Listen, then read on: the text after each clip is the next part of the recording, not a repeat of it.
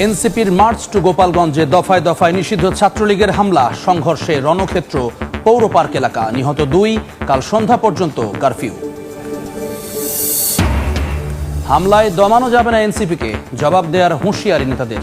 দেশের বিভিন্ন স্থানে বিক্ষোভ, 24 ঘন্টার মধ্যে জড়িতদের ধরার আলটিমেটাম বৈষম্য বিরোধীদের। এনসিপির কর্মসূচিতে হামলার ঘটনায় মির্জা ফখরুলের উদ্বেগ, দুষ্কৃতিকারীদের কঠোরভাবে দমনের আহ্বান, স্বৈরতন্ত্র কায়েমের চেষ্টা মেনে নেয়ার ঘোষণা বিএনপি নেতাদের।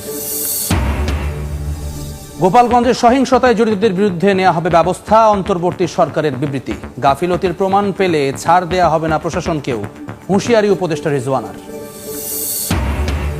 এবং জুলাই শহীদ দিবসে সারা দেশে রাষ্ট্রীয় শোক পালন, আবু সাঈদ এবং ওয়াসিমকে নানা আয়োজনে স্মরণ, অন্তর্বর্তী সরকারের আমলেই হবে বিচার, জানালেন উপদেষ্টা।